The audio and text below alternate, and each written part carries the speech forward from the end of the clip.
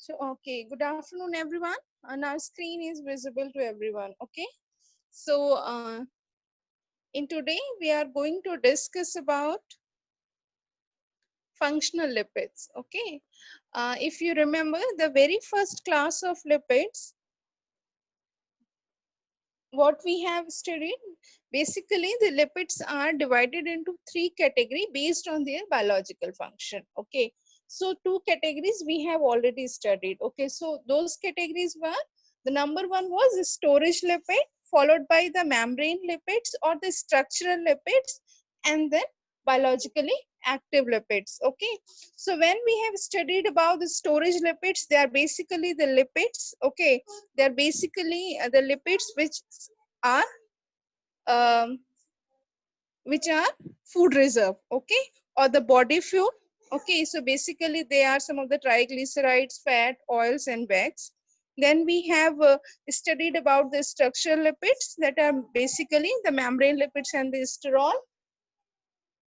And those membrane lipids are main component of the biological membrane. When we have gone through the structural lipids, the membrane lipids, and the sterol, we have seen several categories like the phospholipids, the glycolipids, the ether lipids in archaebacteria. Okay, under phospholipids, we have discussed about the glycerophospholipids, sphingolipids.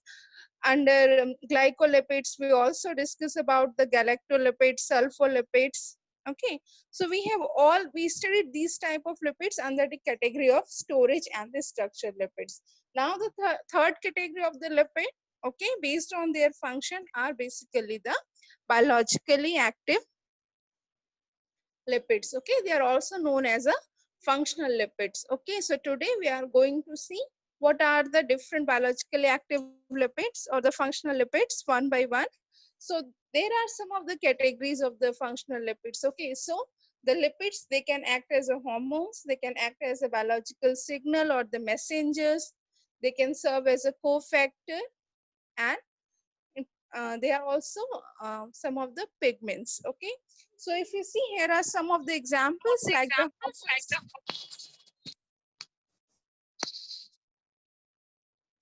like hormones, where like estrogen, testosterone, progesterone, these all are the hormones, okay, which plays important role in the sexual maturity or the determination of the sex of the particular organism. Okay, then there are several enzyme cofactor which are basically lipid in their chemical nature, like the coenzyme A. Okay, then some of the electron carriers, if we talk about the quinone or the plastoquinone, they are the electron carriers in the mitochondria and the chloroplast. Okay, some are the light absorbing pigments like carotenoids in the plants, and there are several lipids which serve as a emulsifying agent. Okay, for the digestion of the fat. Okay, basically the bile salts. Okay, which is present inside the gallbladder. Okay, and then there are several lipids which can serve as a intracellular messengers like phosphatidyl inositol. There are some of the lipids which have the paracrine function.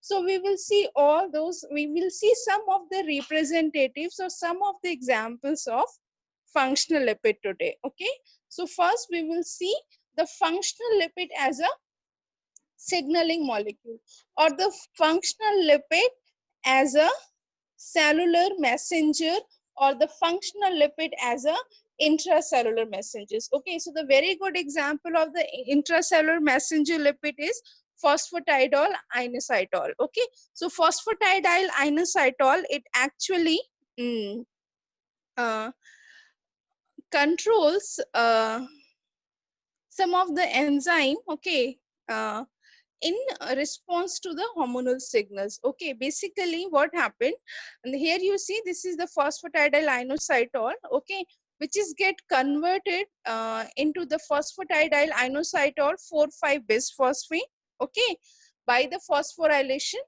in the plasma membrane. Okay, and then it further broken down into two molecule. One is the diacylglycerol and another one is the inositol 1,4,5 triphosphate. Okay, so the presence of the inositol 1,4,5 triphosphate, when the concentration of this particular entity, this particular molecule increases inside the cell, it triggers the release of the intracellular calcium ions, okay, which are present in some of the lumens of some of the organelles. Okay, so from those organelles, they are simply channeled out in the cytoplasm. So when there is an increase of the calcium ion in the cytosol, what happened? It caused the activation of the enzyme, which is known as the proteinase kinase C. Okay, so proteinase kinase are basically the enzyme which actually phosphorylate particular protein. Okay, they may add or remove the phosphate group of the particular protein. So by this activation of the protein kinase C, this protein kinase C actually regulate the other enzyme by the phosphorylation of those enzymes. Okay, and even the increase of this calcium, intracellular calcium ion, also regulates some other enzymes inside the cell. Okay, so this is how a lipid molecule, that is basically the phosphatidyl inositol, act as a chemical messenger. Means if the inositol 1,4,5 triphosphate concentration increases inside the cytosol, it it causes the change, some change inside the cell, but like the release of the calcium ion, okay, from organelle lumen to the cytosol, which is followed by the activation of the protein kinase C. And this protein kinase C actually regulates other enzyme, means it may activate or deactivate some of other enzyme by the process of phosphorylation, okay, adding the phosphate group on the protein or the enzyme. Okay, then there is another uh, category, another lipid which serve as a intracellular signal is the membrane sphingolipid. Okay, this is also a source of intracellular messenger. So the ceramide and sphingomyelin, they both are basically the sphingolipids. Okay, so this ceramide and sphingomyelin, okay, they regulate the protein kinases. Okay, and the sum of the derivatives of ceramide, they are involved in the regulation of several important biological processes like cell division, cell differentiation, migration of the cell from one to the another location, and the programmed cell death, which is also known as apoptosis. Okay, so this is sphingolipids. Basically, the sphingomyelin and ceramide. The sphingomyelin regulates the protein.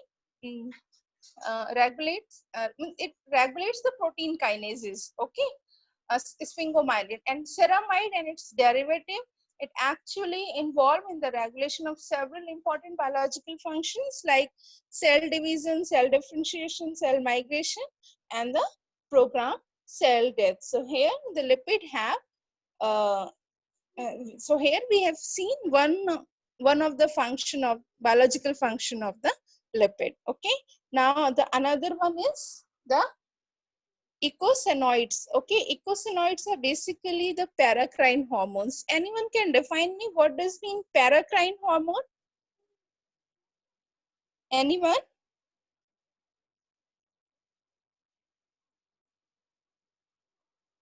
Arya, what is paracrine hormone?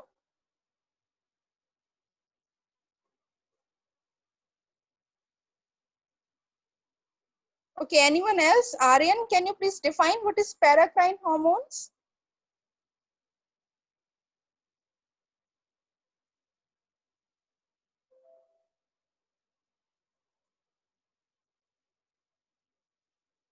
Okay, so paracrine hormones, Intracell signal. what? Ma'am, cell to cell, ma'am. Okay. Intra. Means when we talk about the hormonal function, they have there is basically three categories: the autocrine, the paracrine, the endocrine. Okay, so if we call about the autocrine, then means a hormone secreted by a one cell act on the same cell. Suppose a cell A secreted a hormone, that hormone will going to act on cell A only. Okay, then there is another category which is known as the endocrine. Okay, means this hormone is synthesized at some particular location in some endocrine gland, and then it goes to the distant organ through the blood circulation. That is known as the endocrine.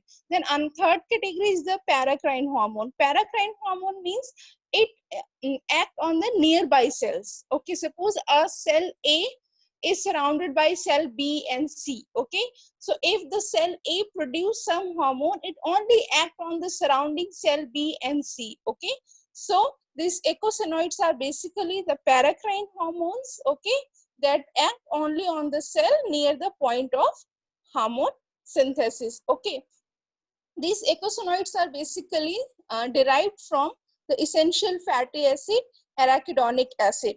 Arachidonic acid is also known as omega-6 fatty acid. It is also known as PUFA, polyunsaturated fatty acid. So these eicosanoids, which are paracrine in function, they derived from the arachidonic acid or the omega-6 fatty acid. Okay, and there are basically three classes of eicosanoids. Number one is the prostaglandin, then thromboxane and leukotrienes. Okay, so here we see how this arachidonate or the arachidonic acid, okay, when there is when the lipooxygenases works, it get converted into the leukotrienes, and if the cyclooxygenases work, it get converted into the prostaglandin H2. Okay, and then it give rise to the prostacyclin, other prostaglandins, and thromboxane. Okay, so these are the three major types of eicosanoids: the leukotrienes, the prostaglandins, and thromboxane. The leukotrienes have the function, this thromboxane have the function in the blood coagulation, this leukotrienes in the bronchoconstriction, bronchodilation. This prostaglandin also have the function in the vascular function. Okay, so basically these eicosanoids, they actually have inflammatory function and inflammatory and immune function. Okay, these prostaglandins are basically responsible for the inflammation, pain. It also induces the fever. Thromboxane is responsible for during the blood clotting when there is an injury. Okay, and leukotrienes like bronchoconstriction, bronchodilation. Okay, so these are basically the group of substances which are synthesized by the omega-6 fatty acid arachidonic acid, and they are paracrine in function, means they act on the cell which are situated near the cell where they are synthesized. Okay, so now the third category of the functional lipids are the steroid hormones. Okay, so steroids are basically the oxidized derivative of sterols. Okay, so they basically they lack the sterol they have the sterol nucleus, okay, like the cholesterol, but they lack the alkyl chain which is attached to the ring D of the cholesterol, and they are more polar as compared to the sterols or cholesterol. Okay, so estrogen, which is one of the example of the steroid, is basically the female hormone. Then there is another group. So the majority of the major group of the steroids hormone are basically the male and the female sex hormones, and the hormones which is produced in the fight or flight response. Okay, so the hormones which is secreted by the adrenal cortex in the mammals, or we can say that in fishes it is through the kidney. Okay, the cortisol and the chromaffin tissue of the kidney, the cortisol and the aldosterone. They are basically the hormones which is responsible for the fight or flight response. Okay, then the another category, the vitamin D. Okay, so the vitamin D is basically the precursor of the hormone.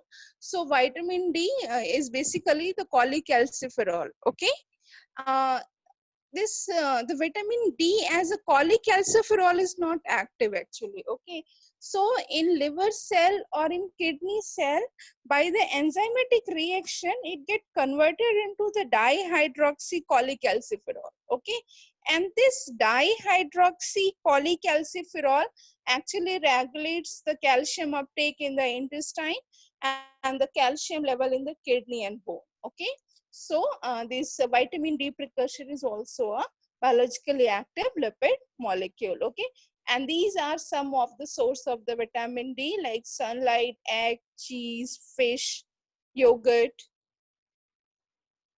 Okay,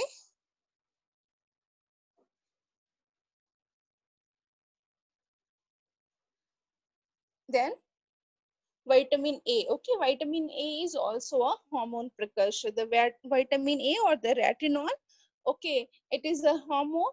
Okay, and it acts as a visual pigment in vertebrate eye. These are the different source of vitamin A, like papaya, carrot, squash, broccoli, avocado, fish, mango, and several other vegetables like apricots, peach. Okay, so this vitamin A and its derivative retinoic acid, it regulates the gene expression in the development of epithelial tissue, including the skin. Okay. Then another category of the functional lipid, that is the vitamin E, vitamin K, and the lipid quinones. Okay. So these are the group of the biologically active molecules or the biologically active lipids which serve as a cofactor in the oxidation reduction process or the oxidation reduction biological process. In these, they serve as a cofactor. So the vitamin E, which is also known as a tocopherol, it functions in the protection of the membrane lipid from the oxidative damage. Then the vitamin K, which is also known as the phylloquinone, is essential for the blood clotting process. And then this ubiquinones and the plastoquinones, okay, they both are the isoprenoid derivatives. Okay, they form from the isoprenoid backbone. Okay, and they function as the electron carrier in the carriers in the mitochondria and chloroplast. So these were some of the examples of functional lipids. Okay, we have seen they serve as a biological signal or the intracellular messenger.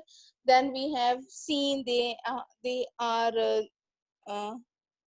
wait, okay, then we have seen they function as a paracrine hormones like icosanoids. Then we have seen the steroid hormones, which is basically the oxidized derivative of sterols. Okay, so they send the message between the cells like sex hormones, cortisol, aldosterone. Then vitamin D is also a hormone precursor.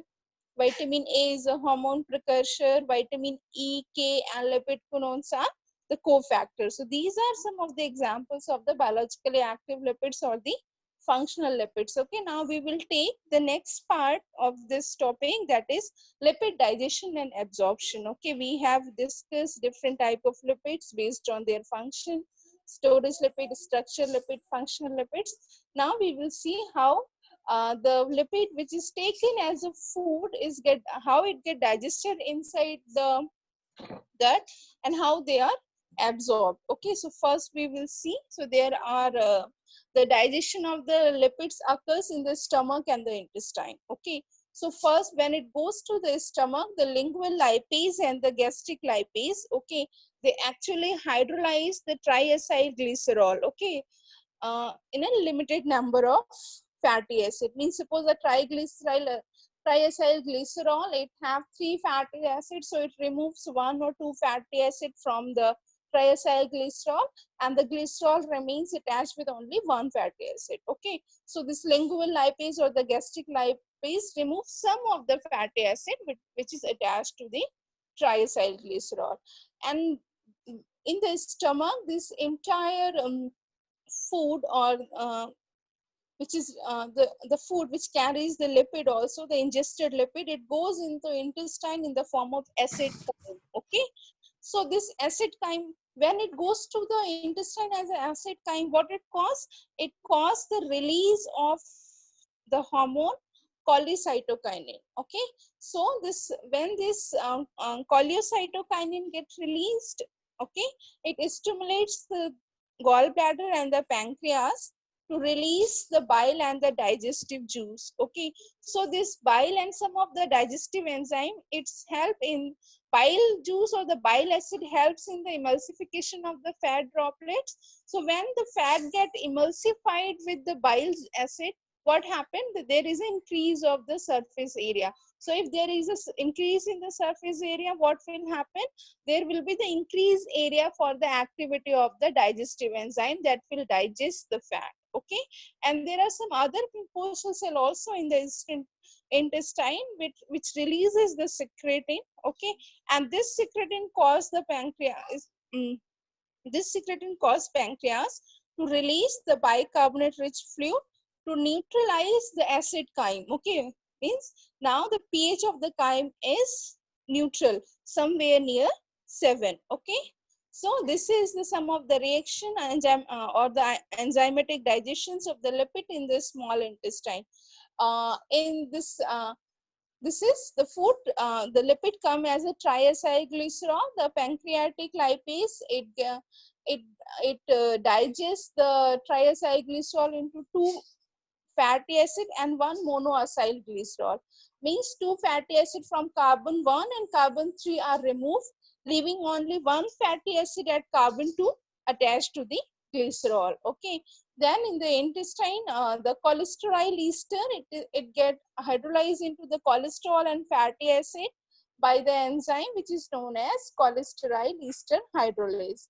And now some of the phospholipids, they get degraded into or the digested into the glycerophosphoryl base and the fatty acid by two enzymes. Number one is the phospholipase A2 and another one is the lysophospholipase. So these are some of the major enzymes which helps in the digestion of the lipids in the small intestine. Okay, so now the lipid absorption. Now in the intestine, the lipid get digested into the smaller or the simpler form. Okay, from more complex form to the simpler form.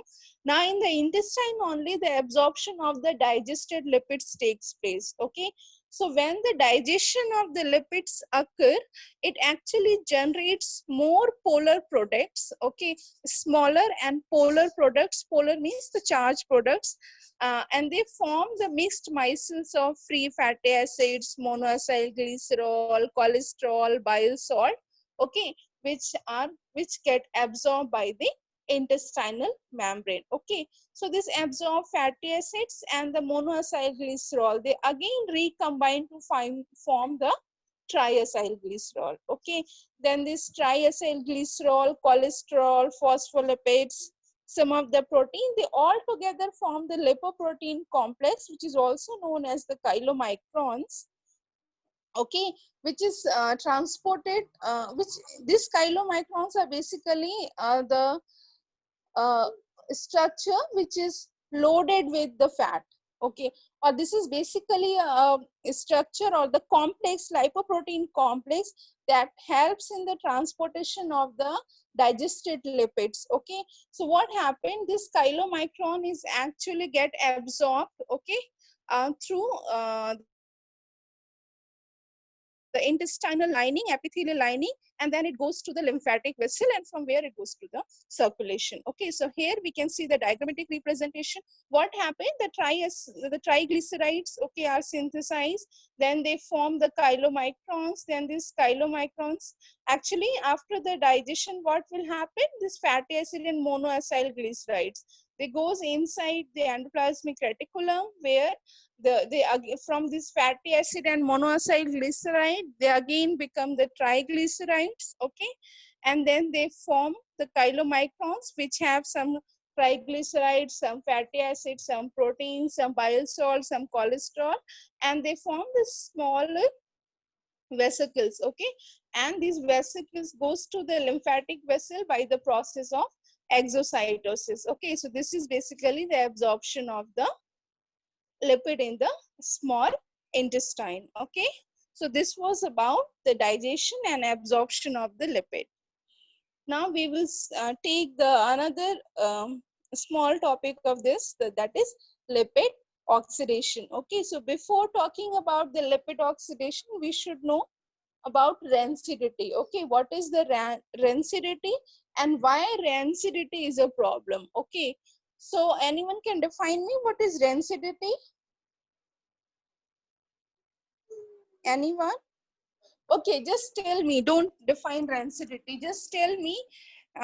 You guys used to have wafers, chips खाते हैं आप लोग? You see, yes or no? Yes, ma'am. Yes, okay. Yes, So ma'am. कभी ऐसा हुआ है कि कभी आपने कोई पैकेट खोला हो और आपने उसको खाया हो and you got it from other days? कुछ अलग सा स्मेल है, कुछ अलग सा ऑर्डर है, अलग सा फ्लेवर, ऐसा कभी एक्सपीरियंस किया है आपने? Yes, ma'am. ma'am. Coca-Cola.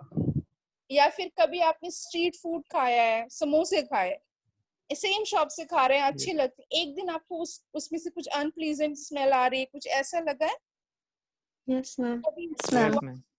Okay, so basically क्या होता है कि जो भी इस तरह की जो food which are rich in lipids, okay, और which are food which are high in lipids like the chips, potato chips हैं, आपका बटर है, क्रैकर्स है, ये ऐसे जितने भी रिच फूड्स हैं, द ऑयली फैटी फूड्स हैं, what happened, there is some process, okay, which cause this substance to become rancid, और उसकी वजह से क्या होता है, it have some unpleasant smell or taste. Okay, so if I'm, or we can say that the hydrolysis and the oxidation of fat into the small chain aldehyde and ketones, okay, with the objectionable smell, odor or taste is basically the rancidity.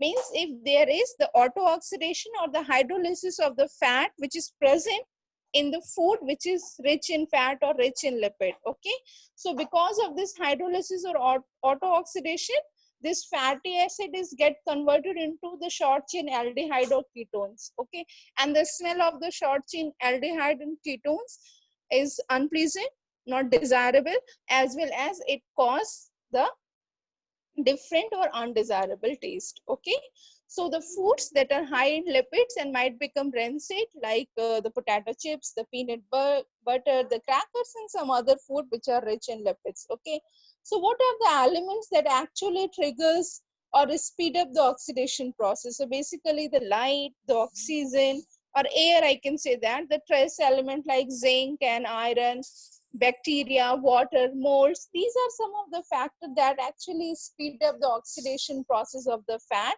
which resulted into the rancidity. Okay, so here the rancidity is a condition which is reached in the certain lipid rich food where the fat undergoes the oxidation reaction and produce the aldehyde, hydroxy acid, keto acids, and other compound which are responsible for odor and the off flavor, which produce the stale foods. Okay, so what are the products or the food which are prone to rancidity? I have told any food which is high in the lipid is prone to rancidity. Okay, then what are the factors which cause the rancidity? These are the light, the oxygen, trace elements like zinc and iron, salt, water, bacteria, molds, fungi. Okay, these are some of the factors which cause or speed up the oxidation of the fat or rancidity. Okay, so here see how the lipid oxidation occur. Okay, so there is basically three steps or the three phases in the overall mechanism of the lipid oxidation. The number one is the initiation or the formation of the free radical. Then the prolongation means this free radical chain reaction occurs from in the initiation one free radical form. That one free radical triggers the formation of two more free radicals.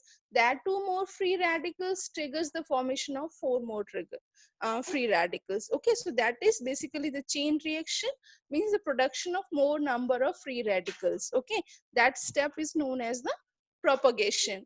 And then the third one is the sorry, the third one is the termination, where these free radical combines together and form the non-radical products. Okay, so basically the lipid oxidation have the three steps: the initiation, propagation, and termination. Okay, now how this auto oxidation of the oxidation of the lipid actually occurs? So the polyunsaturated fatty acids, okay, so in the presence of free radical or the H abstraction or the diene conjugation, these are the possible changes which occurs inside the fatty acid, okay, and which triggers the auto oxidation or the lipid oxidation. So in this process, the O2 uptake was taken and then it forms the lipid peroxide.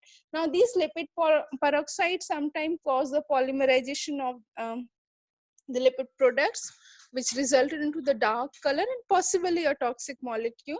Then it also triggers the formation of some of the secondary byproducts, including the rancid or flavor compounds such as ketones, alcohol, carbohydrates, acids, and epoxides.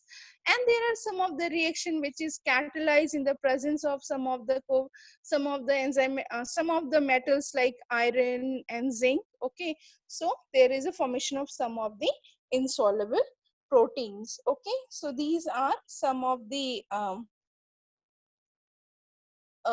reactions which takes place during the auto oxidation of the lipids.